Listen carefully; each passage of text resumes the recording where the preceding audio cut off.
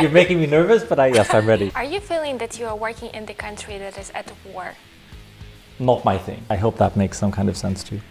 Sorry about that. But I'm, so that's my personal view. This is the best answer I could ever hope for. And it was just great.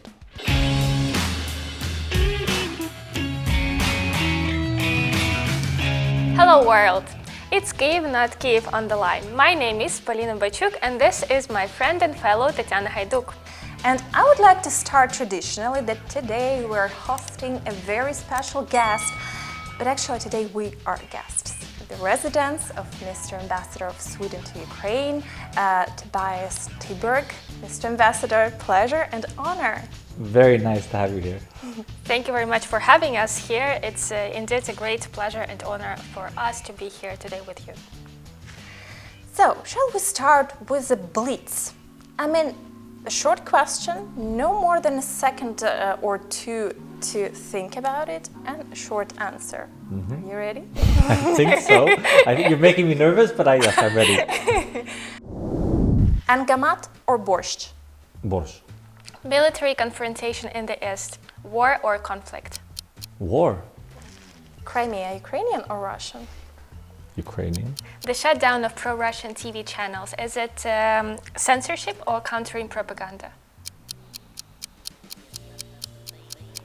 1, 2, 3. I think it's definitely part of the response to the Russian hybrid aggression. Then I think it'll be up to the Ukrainian courts to determine whether this was an infringement of the media freedom. Accepted. Accepted. Kyiv or Kiev? Kyiv. KyivNotKiev. So, good, very nice beginning. Let's move on slightly to you working and living in Ukraine. Before you arrived in the country, what did you know about Ukraine? What were your expectations versus reality? I mean, I hadn't spent a lot of time in Ukraine, but I have worked quite a lot on Eastern European affairs. So for anyone, especially in Sweden, who works on anything having to do with Eastern Europe, Ukraine has a huge importance. Ukraine is the pivotal country in the European Union's eastern neighborhood. So I would say that obviously I was definitely no expert on Ukraine before I came here. I'm still not an expert on Ukraine, but I did have, I would say, a solid understanding of what Ukraine is and its importance and its place in Europe. Even if I hadn't lived in Ukraine before I came here, I have lived in Georgia, I've lived in Poland, I've lived in Russia. So, for me, it didn't feel like going to a part of the world which was something completely unknown. I mean, all of these countries are neighbors of Ukraine. So it wasn't, I think it was neither a culture shock nor was the country, the way it looks, the feel of the city, the atmosphere, everything felt relatively familiar, to be frank. Are you feeling that you are working in the country that is at war? Does that leave any footprint on your service here? Absolutely, unequivocally, yes. I absolutely feel every single day that I'm living in a country which is at war. First of all, because Ukraine is at war with the Russian Federation. The Russian Federation launched armed aggression against Ukraine in 2014. It occupied Crimea, which remains occupied, and it continues to support the armed formations in non-government controlled parts of eastern Ukraine. So there's absolutely no doubt, there's not a single day that I do not feel that Ukraine is at war. What about the physical feeling of being safe here? Because, for example, if you look at the beautiful streets of Kyiv, where are we now, there's no sign of war. Yeah, no, that's a different question. That I fully agree with. Fortunately for Ukraine, in geographical terms, it is only distinct limited parts of the country who are immediately affected by the military aspect of Russian aggression. We know that Russian aggression in Ukraine manifests itself in many different ways. Some of them are military and some of them are non-military. So as far as my physical security is concerned, it's absolutely, as you say, living in Kyiv, I could be living in any other European city. So no, I don't. When I say that I'm aware every single day that I'm in a country at war, it is because the ongoing Russian aggression against Ukraine is arguably the single biggest political challenge for Ukraine. And it's impossible not to be aware of that as a European diplomat in Ukraine. But if your question is, am I afraid of being hit by a grenade when I walk out on the street? No, the answer is definitely not. But I will say one thing. I went to Avdiivka, I think 2 weeks ago, in the company of 5 of my colleagues from different countries who were all close partners of Ukraine, and we were hosted by the president. And you know, it's a very painful experience because I visited Eastern Ukraine many times. But most of the times that I've been there, I have visited checkpoints like Stanica Luganska or Zolote or Shastya. And those are, of course, places that, you know, where you can see the human and humanitarian costs of the conflict in terms of pensioners, Ukrainians living on the other side of the contact line who have difficult time crossing, etc., all of these issues. But my visit to Avdiivka made it so clear to me in a way which no previous visit has done, that this really is an armed aggression and Ukrainian soldiers are dying. I won't say every week, but they keep on dying as a result of the ongoing Russian aggression. So, you know, I think it's very important not to forget this. This is not some kind of marginal conflict that we can kind of forget about. No. We all live in a world full of restrictions, especially in the past year because of the pandemics and so on. Despite those restrictions, have you had a chance to get to know Ukraine better, and not only the eastern regions as far as I know you've just told us, but also the western ones? Absolutely. I mean, I was fortunate enough to move to Ukraine 6 months before the pandemic hit.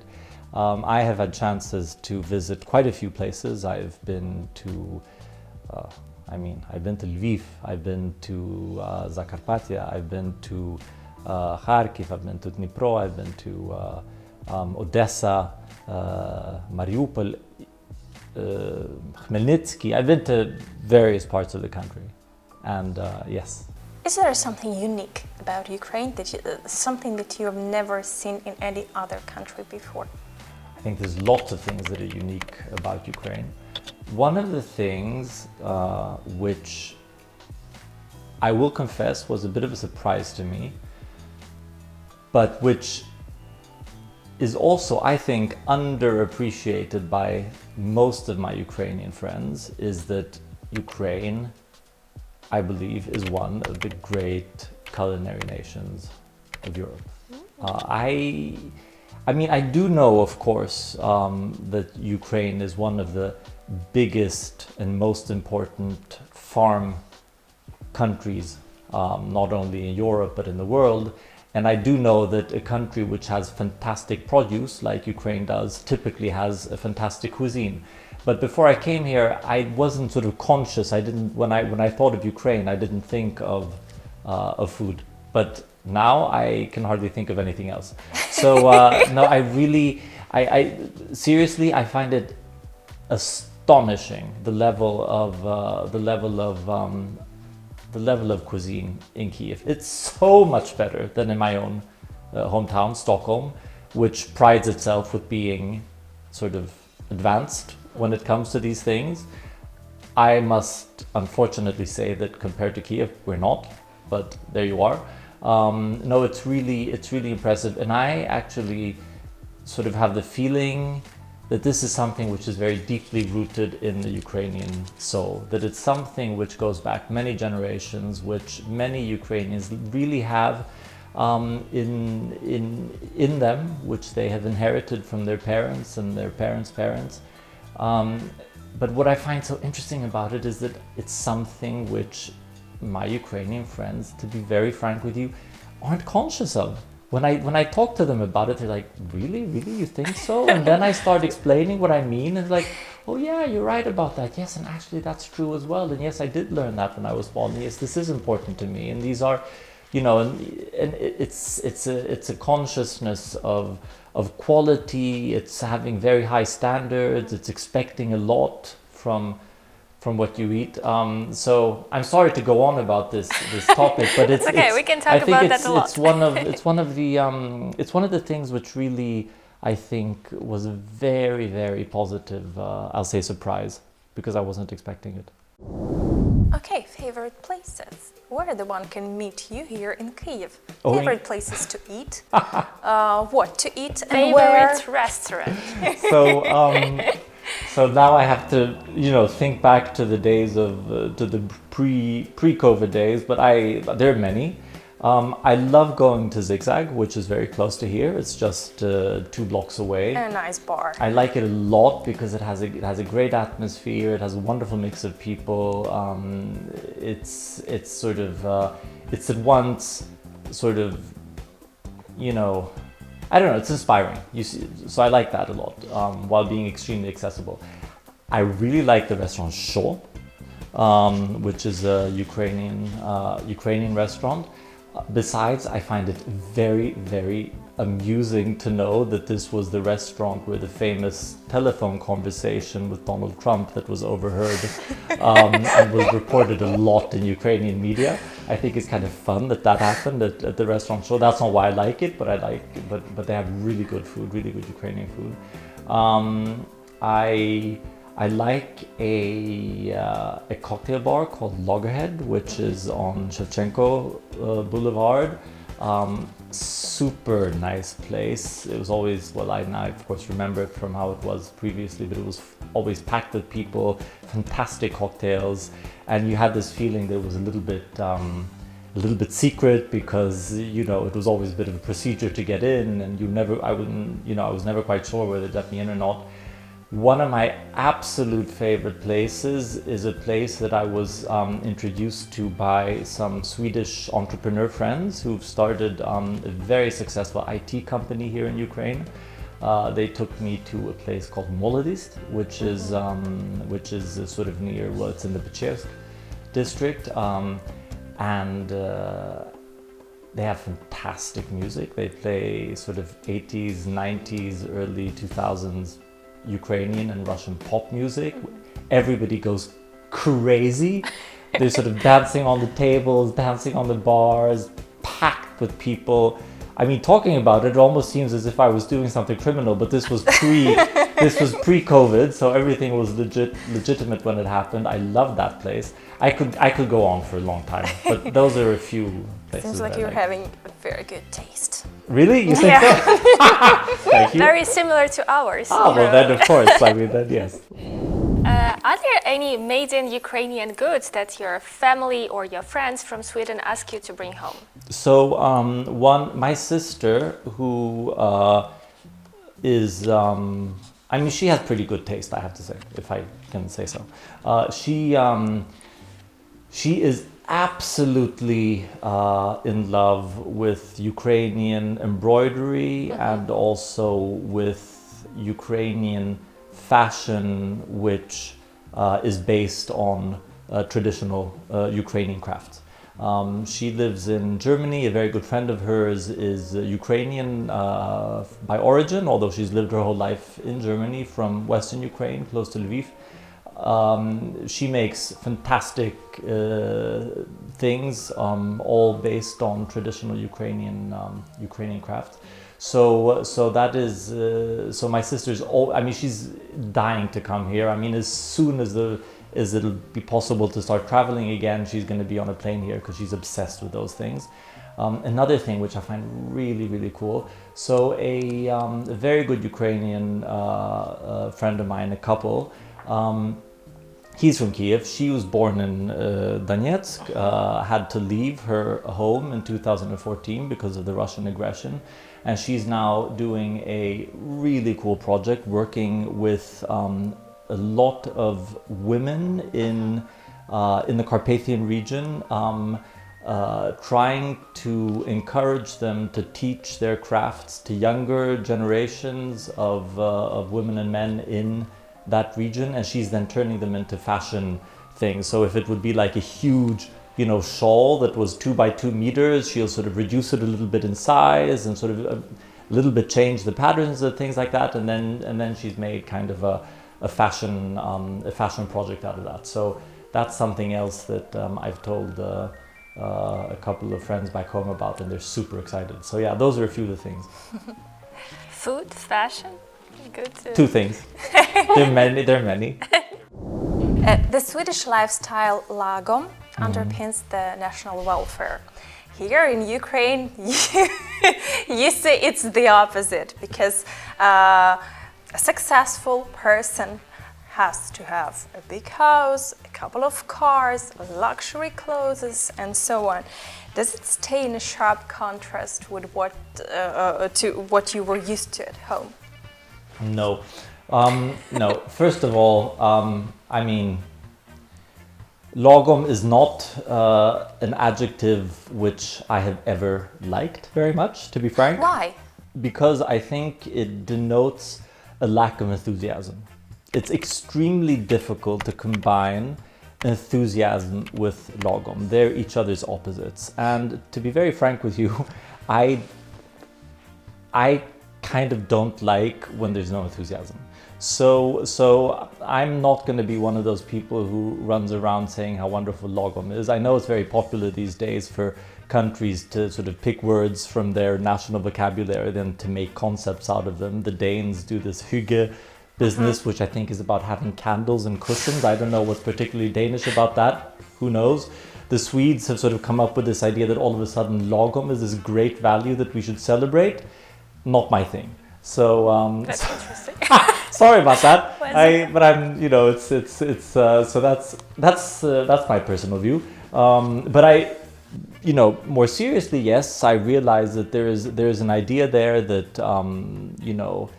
that there should be balance, that there should be not too much of this, not too much of that, and that's all fair enough, fine. As for the Ukrainian culture, I don't know. Look, I mean, I think everything you're talking about is typical human values which exist in all countries.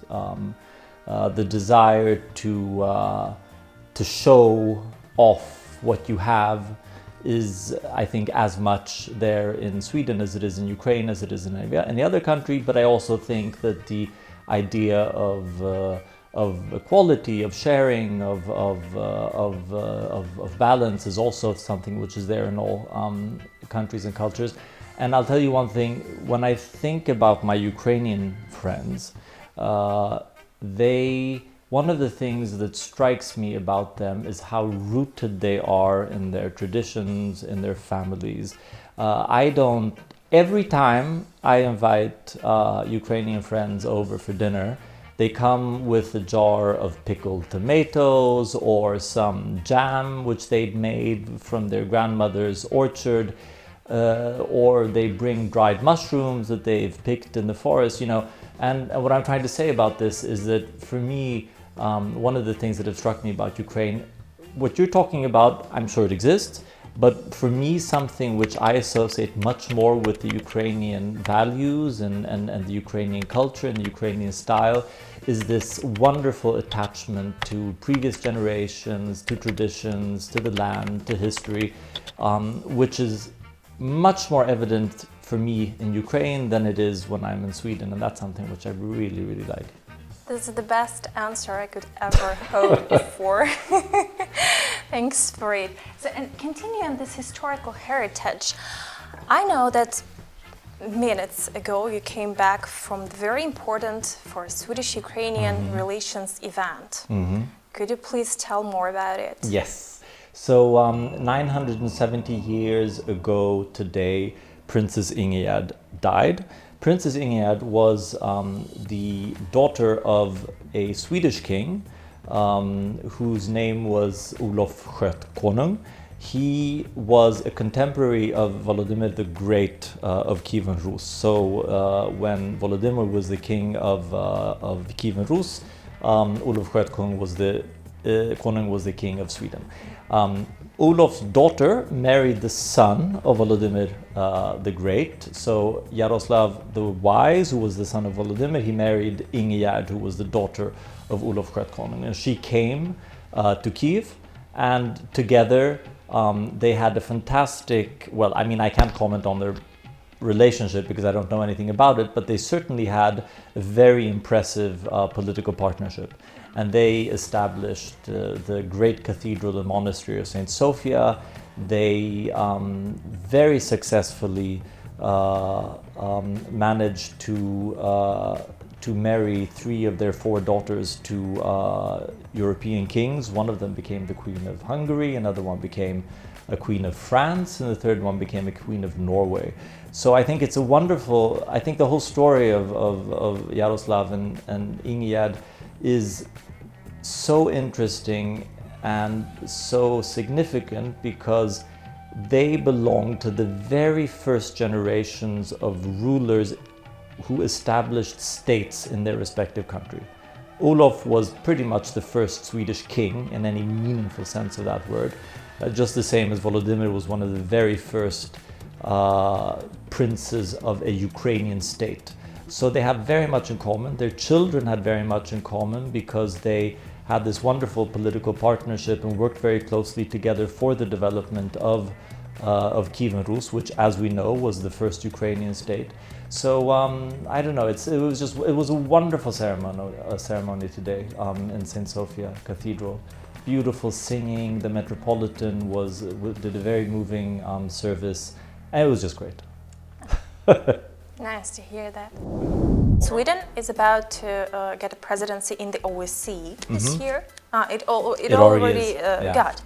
So what is about to change in the approach to peacemaking in the Donbas during the Sweden presidency? Well, as chairpersonship of the OSCE, Sweden will, of course, do its utmost to contribute to the full implementation of the Minsk agreements. Now we know after 7 years of very difficult negotiations that this really is not an easy task. OSCE is an organization which requires consensus for all its decision making, and that obviously limits the extent to which it limits what the organization can do. Obviously, if one member of the OSCE simply refuses to recognize that Crimea is part of Ukraine, for instance, then that creates difficulties in an organization which works on the basis of consensus. So I think that Sweden approaches its chairpersonship with a healthy realism in terms of the prospects for achieving progress. Nevertheless, we will definitely do everything we can during this year to contribute. Now, you ask what will be different with the Swedish chairpersonship. I think 2 things that will be very important, in addition, of course, to achieving progress on the political settlement of the conflict, is number 1, the situation for civilians, especially for those Ukrainians who live in parts of Ukraine which are currently outside government control. It is extremely important that they have improved possibilities to cross the contact line, to pass the checkpoints. Ukraine has opened checkpoints in both in Donetsk and in Lugansk Oblast, but the armed formations who control the other side of the contact line are refusing Ukrainian citizens who live in those territories to pass. This is a huge problem, and this is one of the things that we will try to contribute to some progress in achieving. Another issue is the ongoing human rights abuses, both in Crimea and in non-government controlled parts of eastern Ukraine.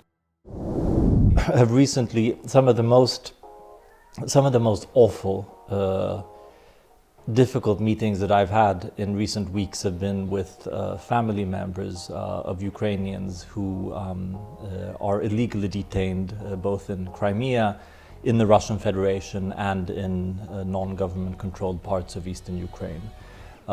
We've all heard of of facilities such as Izolatia in the city of Donetsk, and I think this is an absolute humanitarian imperative to ensure that those ongoing human rights abuses stop, that the illegal detention, imprisonment of people on political grounds ends, and that those illegally detained persons be released. So I think those are two of the issues: the situation for civilians and the ongoing human rights violations.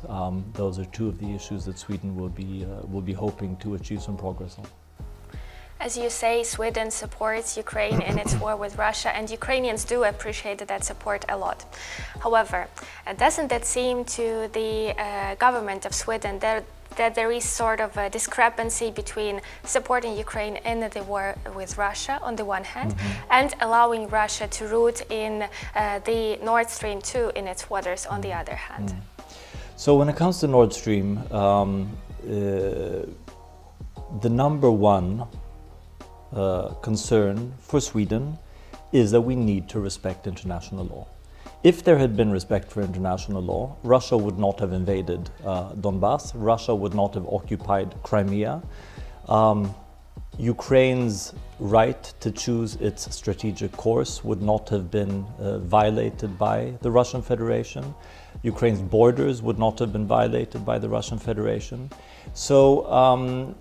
So the respect for international law is absolutely fundamental to Swedish policy, foreign policy. Now, sometimes international law, like it or not, restricts us in our ability to do what we might in some ways like to do in a certain situation. Take Nord Stream, for example. We analyzed the application which came from Russia to draw the pipeline through Swedish economic zone in great detail. And our international lawyers found that we could make demands on the way in which this pipeline construction respected environmental safety. We could make those kinds of demands, but it simply was not in our power legally to prevent the building of this pipeline through the Swedish economic zone. Quite simply, Sweden did not have the tools to prevent the pipeline from running through the Swedish exclusive economic zone. Having said that, and this is something which the Swedish foreign minister repeated yesterday in the meeting of EU's foreign ministers in Brussels, Sweden does feel that the European Union should have a stronger common approach to issues like the Nord Stream project. We feel that this is more than a bilateral project. We feel that this is more than a commercial relationship between two companies. We feel that this is a project which has strong implications for European security, and we regret that the European Union doesn't have stronger tools today to determine how projects of this nature are agreed and carried out, because they affect us all. So I hope that makes some kind of sense to you.